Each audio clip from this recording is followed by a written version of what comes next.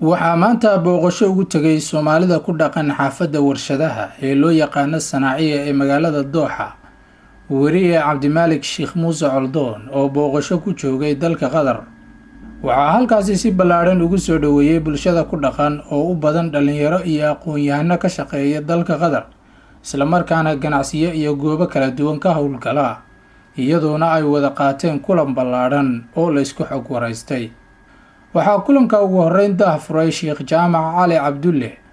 oo isagu dhawaan ka yimid dalkii isla markaana sheegay inuu ku faraxsan yahay inuu soo dhaweeyo Samafale Coldoon.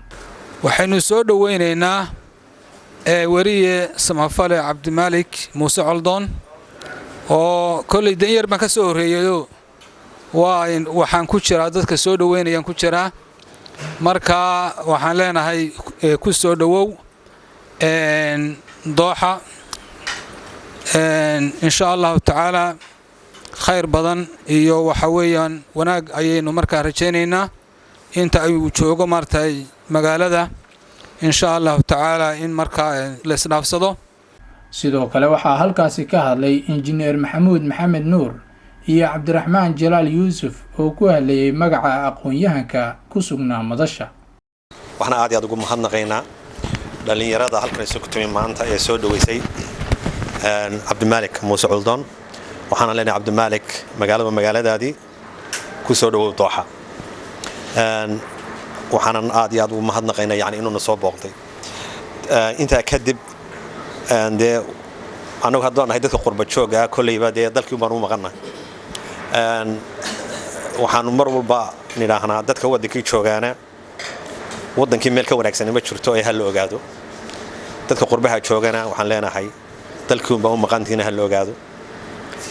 dadka wadankii hadda dhawaan baan ka soo noqday wadankii aan booqday. bal xaqiiqa dadka wadankii jooga 100% nolol fiican bay haysan lahaayeen haddii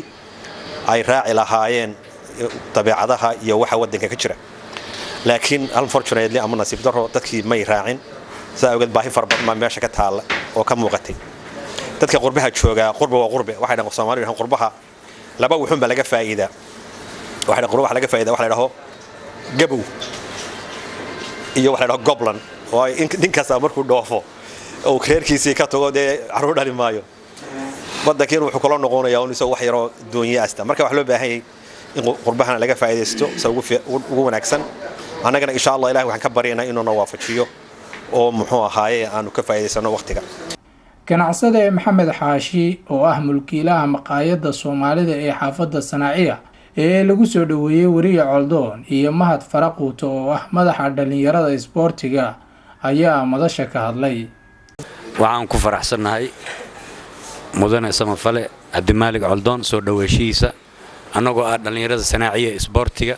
sharaf weyn ayay noo tahay inuu na soo booqdo walaalkeen qaaliga oo waliba muddo badan aan u haminaynay aragtidiisa. waxaan maanta isugu soo baxnay si hagar la'aan ah in aan u soo dhaweyno walaalkeen, in Ilaahay garabkiisa galo wanaaga iyo sharafta oo ummadda Soomaaliyeed oo ugu adeegayo. har yaabeen waxaan muujinaynaa inaan garbihiisa taaganahay annagoo gacmaha isaysano. aad ayaad u mahadsantihiin. marka koowaad waxaan soo dhaweynaynaa walaalkeen Cabdimaalik Muuse Coldoon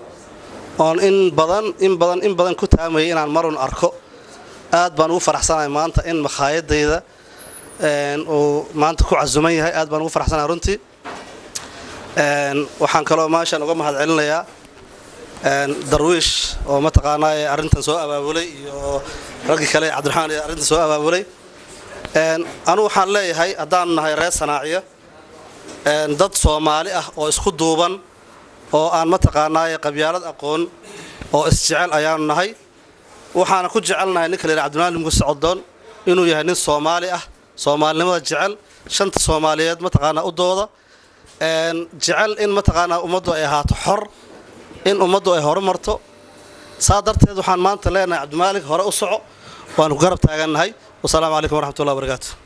Cabdimaalik Sheekh Muuse Coldoon oo madasha ka hadlay ayaa u soo jeediyay Soomaalida ku dhaqan dalka Qatar dardaaran dhinacyo badan taabanaya, wuxuuna uga mahad celiyay qurba joogta ay qaybta ka yihiin sida ay markasta u garab taagan yihiin dadkooda u baahan gacan qabashada iyo taakulada. marka ugu horeysa waxaan u mahad celinayaa sida diiran kalgacayl kale walaaltinimada leh ee aad noo soo dhaweyseen aad iyo aad baan muxuu ahaay idinku mahadcelinaynaa farxad bay noo tahay xasuus bay insha Allah noo noqonaysaa inaan wanaaga idin kala kulannay insha Allah kale iyo meel kale maalmuhu way badan yihiin insha Allah way idinku soo dhaweyn doonaa biidnillahi kariim ilaahay khayr ha inagu kulmiyo insha Allah hadeen mar labaad ku kulmiyo adduunka kulankeenu waa aljanna insha Allah biidnillahi kariim waxa weeye waa markii ugu horeysay runtii aan imaado magaaladana Dooxa xarunta Qatar ama caasimadda Qatar habeenkii 16 waa bishii noqonaysay baan soo galay 25 ahayd fikrado badan waan ka haystay xaqiiqatan fikrado badan oo dambana waxa weeye waan arkay welina waan ururinayaa insha Allah biidnillahi kariim waxaan doonayaa majmuucad khibrad iyo aqoon badan inaan halkan aan kala tago يعني سافر ففي السفر 5 فوائد وعويه سعودال سماه سفر قل فايدوين شان ايو ليه امام شافعي ايو marka faa'iidooyinka shanta baan insha Allah doonayaan inaan ka helo halkan kulli waxa weeye dardaaran Sheikh Jaamac waxa weeye weydiisiyay cabsida Ilaahay ka faa'iideysiga waqtiga maadaama qurba la joogo inaad ka faa'iideysataan waan xoojinaynaa insha Allah dardaarankaas waqtiga si xoogan uga faa'iideysta barnaamijkan wanaagsan ee aad ammaanaysaan ee dadka lagu kaalmeynayo waa dad idinka ayaa qayb ka ah dadka qurba jooga aad idinkuna ka mid tihiin ayaa qayb ka ah Dooxa waxa naga soo gaari jiray kaalmooyin aan sii jirnay dadka dayarta kaliya kooxaba way naga soo gaareen Dooxa جزاكم الله خير oo idinka garab noo aha anagu waxaan noo hayn dadkii fulinayay baan hayn barnaamijkan kaalme kuwan aad amaanaysaan aad nagu amaanaysaan idinka laha anagu waxaan noo hayn kuwii fulinayay kuwii goobta joogay kuwii idin soo gudbinayay aan lahayn dadkan soo kaalmeeya jawaabta idinka la idinka heli jawaabta idinka ayaa hayay idinka imanaysay idinka kaga farxinayay idinka kurbada ka kor qaaday dad badan oo masaakiin oo dhibaataysan oo aad daawanayseen جزاكم الله خير إلهي خير هيدكو أبال مريا كلمة ugu qaalisan ee qof la yiraahdo waxa weeye loo abaal celin kari maaye ee waa in la yiraahdo جزاك الله خير إلهي ha kugu abaal mariyo khayr waxa ka wanaagsan inuu Ilaahay khayr kugu abaal mariyo wax ka wanaagsan ma jiraan meeshan aan joogno hadaan soo noqdo oo aan ka imaado mawduuca waxa weeye al-mantiqa as-sanaaciya waa meeshaas magaca leh waxa la sheegay Soomaalida halka joogta inay itooda badani ay ka hawlgasho oo ay gaadiid leeyahay kooxda waaweyn inay wadaan qaar ay ka shaqeeyaan qaar ay mulkiilayaal yihiin taasina waxa weeye waa horumar oo aad ku talaabsanaysaan halganka noloshaad ku jirtaan idinka qurbaha jooga yani ma teedin dad noloshii ka dhacay ma teedin dad cunaha wacba oo soo toosa waxaad ka qayb qaadanaysaan horumarka dalkii ummadeeni shacabkeeni cawaa'ilkeeni qoysaskeeni idinka biilaya idinka garab taagan dad shaqaysanaya tiin idan waxa tiin horumarkii dhulka horumarkii dadka ayaa tiin horumarka lagu faanayo iyo qoysaska degan alxamdulillah taagan nicmada Ilaahay ku shaqeeya ciida dhulkoodii tacabkiina iyo qurbaha iyo qaraarka qurbaha aad soo maraysaan ayay ka qayb qaadanaysaa waad shaqaysataan Ilaahay waxaan ka baryaynaa inuu idin barakeeyo shaqada waan ducaynaynaa anaga iyo inta ina daawanaysa kumanaanka kun ee daawan doonta inuu Ilaahay idin barakeeyo amalka ayaan leeyahay Ilaahay waxaan weydiisanaynaa inuu amalka idin barakeeyo insha Allah oo faa'iido aakhirada adduun idin noqdo insha Allah oo macaasida idin ka fogeeyo oo wanaaga idin ku dabaalo insha Allah waxa weeyaan Dooxa qaybaheeda kala duwan waan tagi doonaa insha Allah ma aanu sugin inta aad noo imanaysaan waxa la sheegay naloo sheegay